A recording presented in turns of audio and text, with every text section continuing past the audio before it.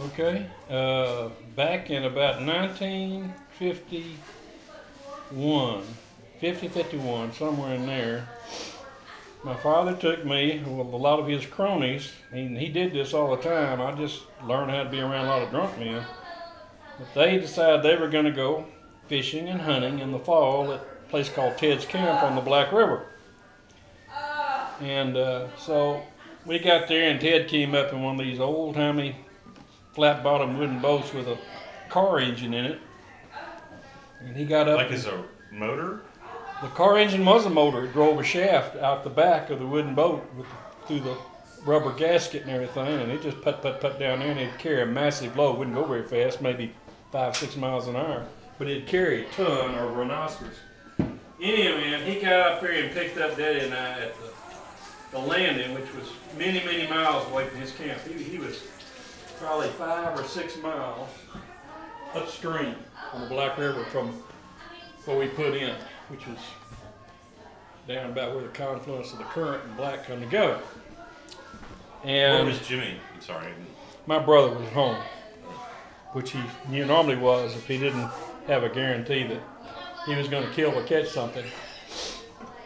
First thing Daddy asked him, says, that's the first thing Jimmy would ask Daddy. When Daddy said, "Did Jimmy ever go hunting?" He says, "They killing anything?" Daddy said, "Well, I don't know."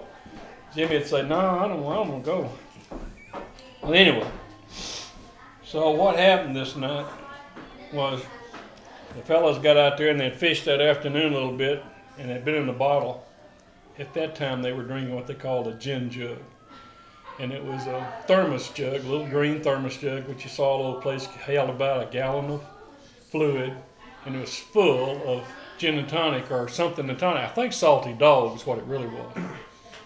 And they'd go out there and fish and drink those salty dogs, and when it got dark, they were lit.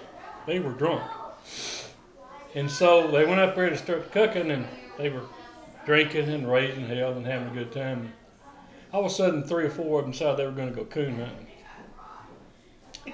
And then they said, well, Ted had an old canoe under the house. He says, hell, we'll slip up on them on the river. We'll just take this canoe and paddle upstream.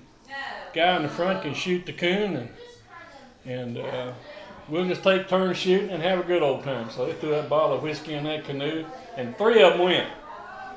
One was a guy named Turnentine, who was a doctor in Osceola.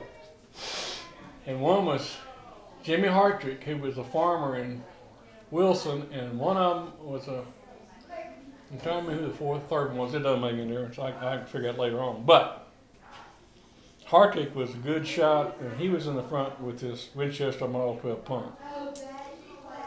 And they were going down the thing, and Turnentine, the story revolves around Turnentine's pet, because his wife had gone to see Mama, and when he went to Ted's camp, he had to take the Cocker Spaniel with him. And I mean, one of these dolled up lap dog Cocker Spaniels. I mean, curls everywhere. So in that boat was a Cocker Spaniel and 3 intrepid hunters. Into the dark they went.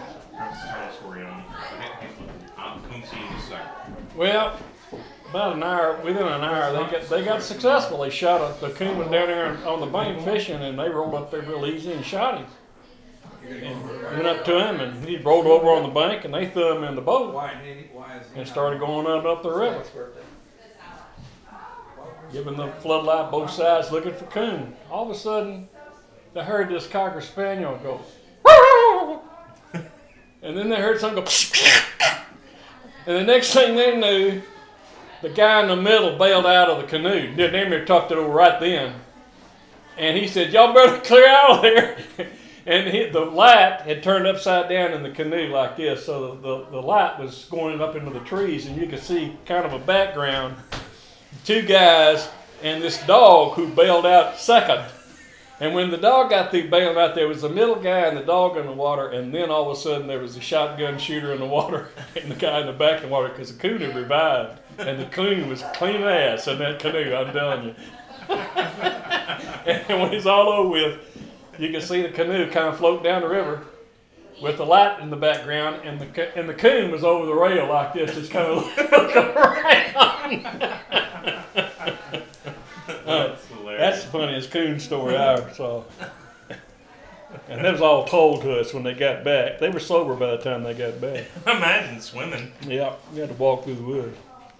Okay. All right, I have to go. That's that. So you smoked 2 of them, didn't you? Yes, I did.